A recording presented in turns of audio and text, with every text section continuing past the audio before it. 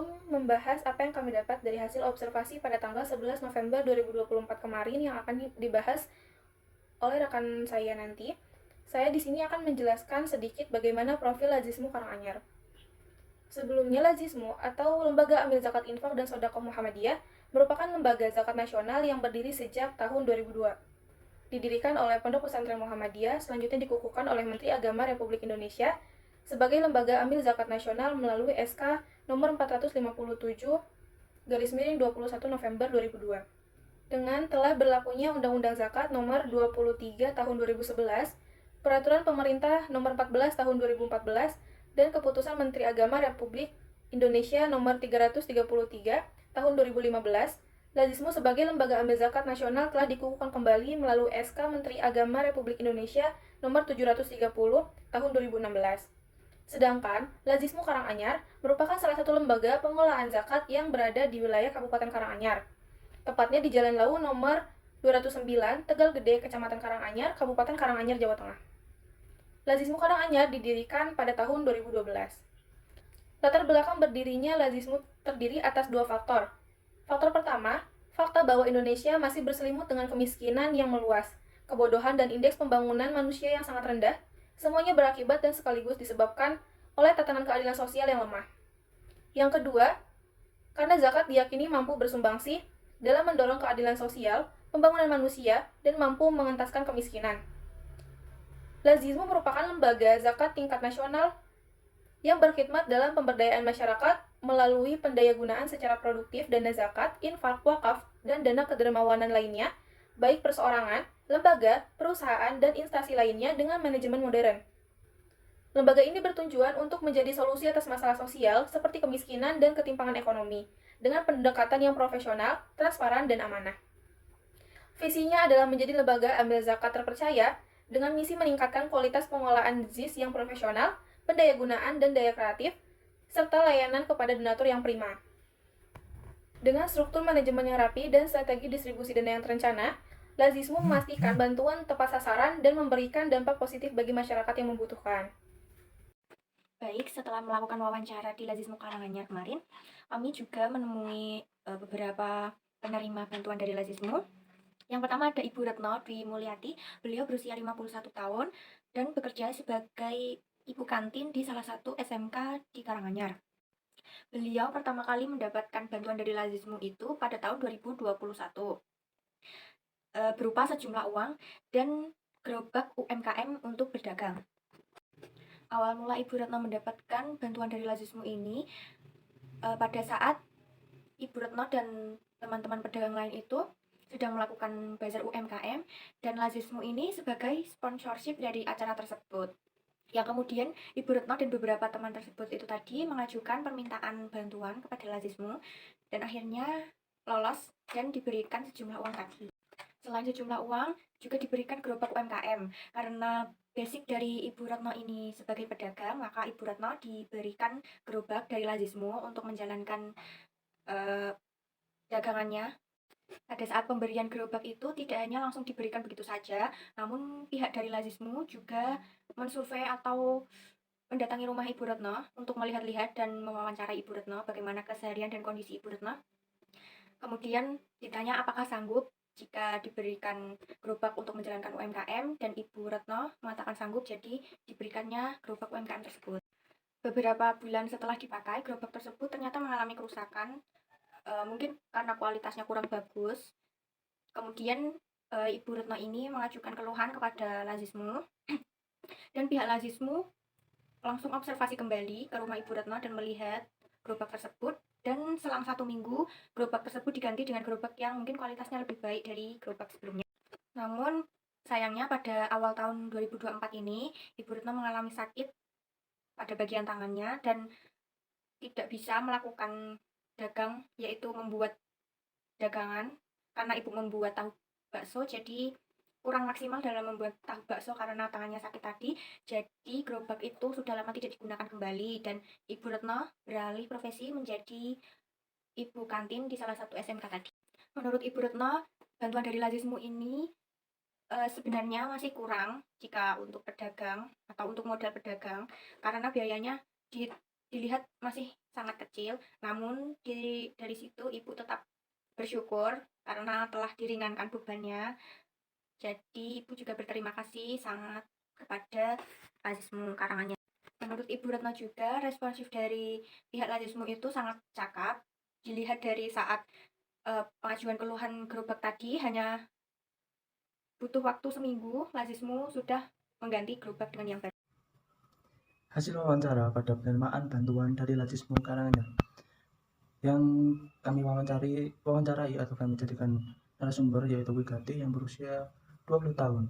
Ia adalah salah satu penerima bantuan dari Lazismu Karanganyar. Dari hasil observasi langsung dan wawancara mendalam dengan penerima bantuan Lazismu Karanganyar, ditemukan bahwa program bantuan berupa uang tunai dan sembako memiliki dampak signifikan terhadap kesejahteraan penerima. Program ini ditujukan untuk meringankan beban ekonomi masyarakat kurang mampu, terutama yang tergolong dalam kategori duafa dan anak asuh dari Panti Asuhan Aisyah Karanganyar. Salah satu penerima manfaat bantuan dari Lazismu Karanganyar adalah Wigati, seorang anak asuh yang tinggal di Panti Asuhan Yatim Putri Aisyah, Kabupaten Karanganyar. Terkait bantuan dari Lazismu Karanganyar kepada Panti Asuhan Yatim Putri Aisyah Kabupaten Karanganyar sudah berjalan selama 4 tahun terakhir. Wigati mengungkapkan bahwa sebelum menerima bantuan, ia bersama penghuni panti lainnya seringkali merasa kesulitan untuk memenuhi kebutuhan sehari-hari. Panti Asuhan Yatim Putri Aisyah Karanganyar, tempat Wigati tinggal, mengandalkan bantuan dari berbagai pihak, terutama Lazismu, untuk mencukupi kebutuhan mereka. Ditemukan bahwa program ini berjalan secara konsisten dan berdampak signifikan bagi penerima manfaat. Bantuan tersebut diberikan secara berkala, umumnya setiap bulan atau menjelang Ramadan dan Hari Raya Idul Fitri. Jenis bantuan yang diberikan berupa kebutuhan pokok seperti sembako, yakni beras, minyak goreng, dan gula, serta bantuan uang tunai untuk mendukung operasional panti. Hal ini sebagaimana yang disampaikan dalam wawancara pada tanggal 11 November 2024 sebagai berikut. Selama 4 tahun terakhir, kami merasa sangat terbantu oleh Lazismu.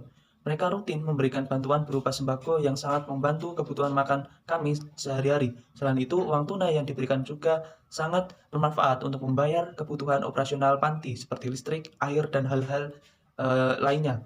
Wigati penerima bantuan Lazismu dari Kabupaten Karanganyar.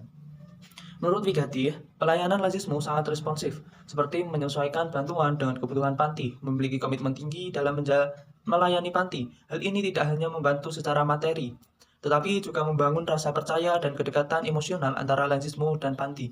Hal itu sebagaimana yang disampaikan dalam wawancara pada tanggal 11 November 2024.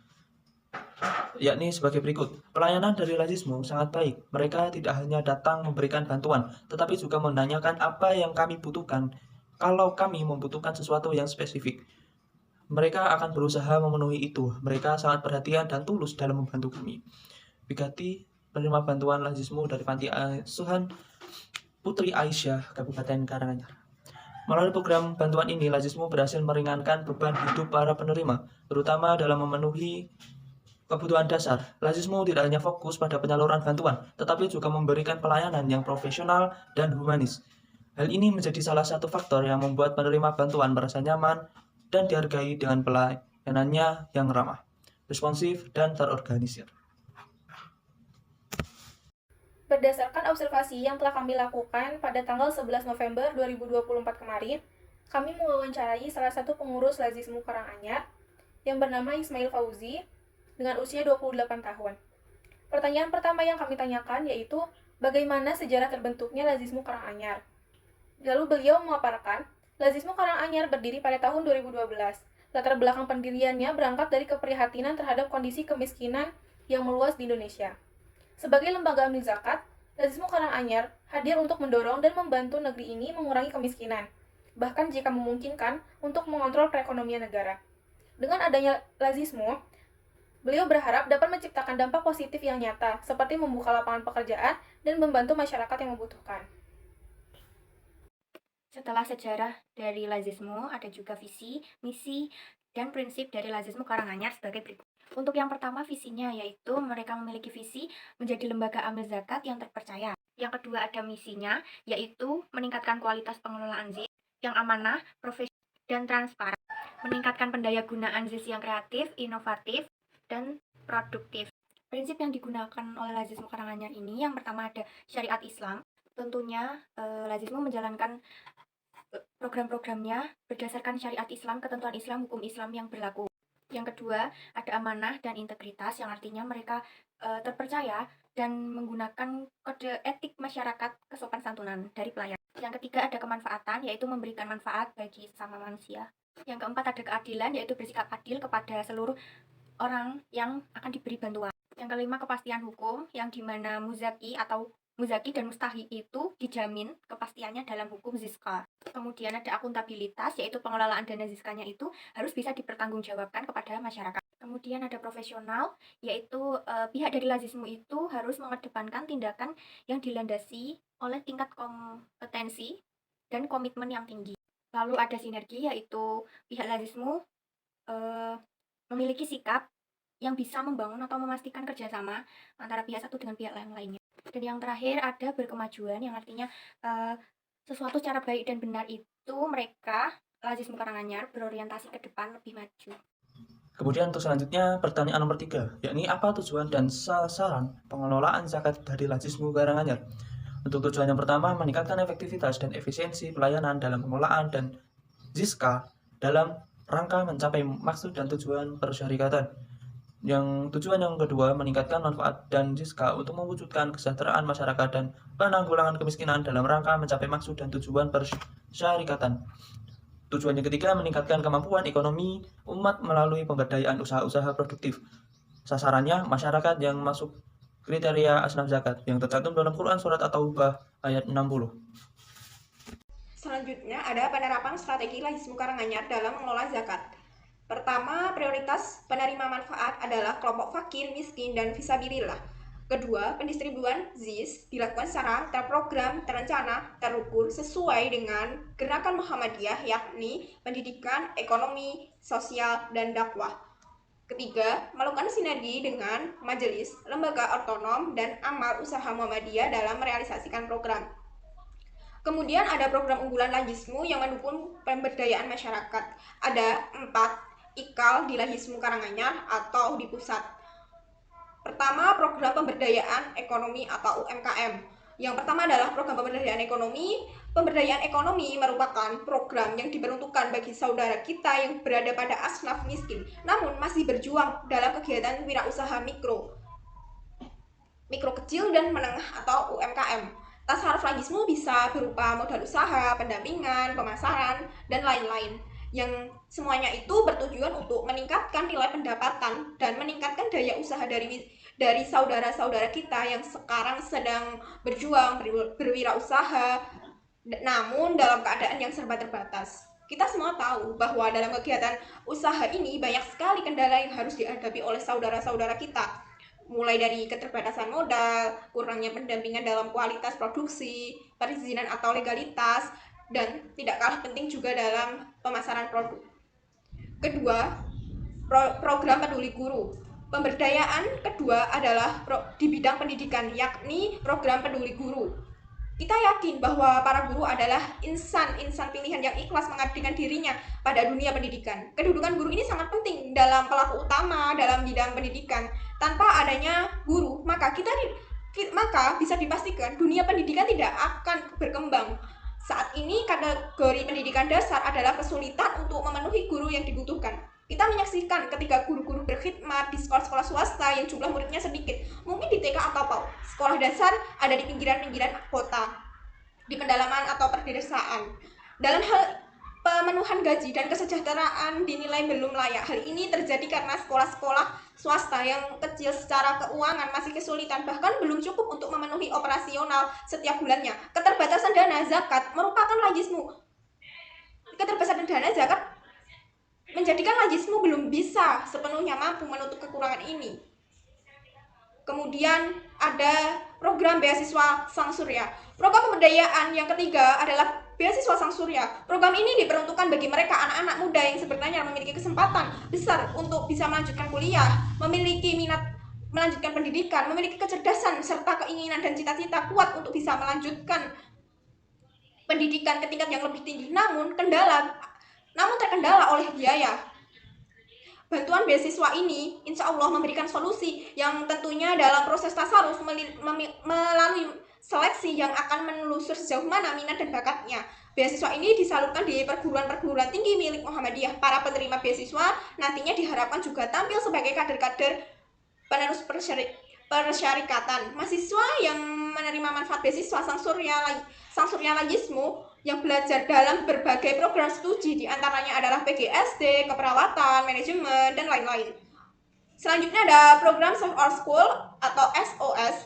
Pemberdayaan ini, program Save Our School, merupakan bantuan sarana dan prasarana sekolah. Kita semua menyadari bahwa untuk memberikan standar layanan pendidikan yang bagus, kendala peserta didik tentunya juga dibutuhkan sarana yang layak dan memadai. Jika sekolah adalah madrasah memiliki sarana prasarana yang baik, diharapkan juga akan memberikan dampak yang baik kepada siswa. Namun, jika sarana kurang, maka akan sulit sekali mencapai tujuan dari proses KBM. Ada sekolah yang kamar mandinya atau toiletnya dalam kondisi rusak dan kotor, tentu itu sangat mengganggu dan memberikan imbas ketidaknyamanan bahwa psikis pada murid-murid. Semua sekolah misalnya toilet sangat kotor karena belum dibangun, airnya sulit mengalir misalnya. Kemudian WC-nya sudah rusak. Ironis ketika murid di kelas diajarkan oleh gurunya untuk menjaga kebersihan, namun ketika harus masuk toilet ternyata dalam kondisi kotor. Kondisi lainnya misalkan ruangan kelas yang tidak memadai, platform jebol, bangkunya yang sudah mulai rusak, pintunya jendela mulai copot, atapnya sudah keropos dan kemungkinan bisa roboh. Ini tentunya sangat memprihatinkan. Alhamdulillah, Lajismu Karanganyar menyerukan manfaat kepada beberapa sekolah di Kabupaten Karanganyar, diantaranya penggalangan dana infak untuk program SOS adalah Giskart, yang merupakan inovasi gerakan penyadaran zakat dalam bentuk kartu muzaki. Untuk IKAL unggulan ini mendapatkan perhatian khusus di Lajismu. Hal ini sebagai untuk meningkatkan daya guna ZIS kreatif, inovatif, dan produktif. Untuk mengukur sejauh mana penyalurannya, maka diterapkan adalah Key Perform Indicator atau KPI untuk melaksanakan upaya-upaya pemberdayaan tersebut. Di atas tentunya tidak dapat dilakukan sendiri.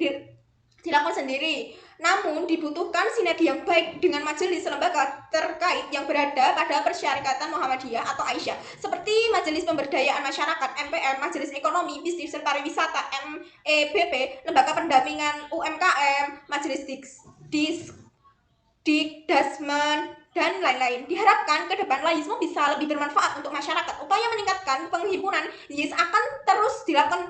Kampanye penyadaran zakat diharapkan lebih banyak bisa menjangkau masyarakat luas, bisa menjangkau para calon muzaki yang saat ini belum menunaikan kewajibannya untuk berzakat karena belum sadar, belum paham atau belum mendengar. Di sini tugas para amil dan relawan Lajismu semakin tinggi penghimpunan, maka otomatis Lajismu bisa mentasarufkan bantuan lebih banyak. Lajismu Karanganyar berupaya melaksanakan tugas sebagai amil sesuai dengan syariah dan tertata kelola dengan baik. Semoga Lajismu diberikan Allah kekuatan dan bimbingan dan dukungan dari masyarakat luar agar bisa meningkatkan kemanfaatan dan kemaslahatan umat.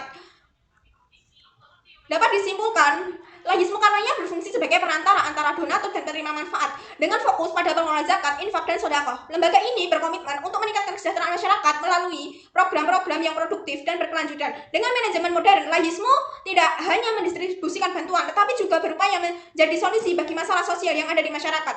Pengelolaan dana zakat di Lajismu dilakukan melalui survei dan evaluasi yang ketat untuk memastikan bantuan diberikan kepada mereka yang benar-benar membutuhkan. Proses ini menciptakan kepercayaan di kalangan masyarakat sekaligus meningkatkan transparansi dan dalam penggunaan dana. Program bantuan yang diberikan seperti bantuan tunai dan sembako memiliki dampak signifikan termasuk kesejahteraan penerimaan manfaat seperti Ibu Retno Dwi Mulyati dan Wigati dari Panti Asuhan Yatim Putri Aisyah mengungkapkan bahwa bantuan tersebut sangat membantu memenuhi kebutuhan sehari-hari serta operasional panti.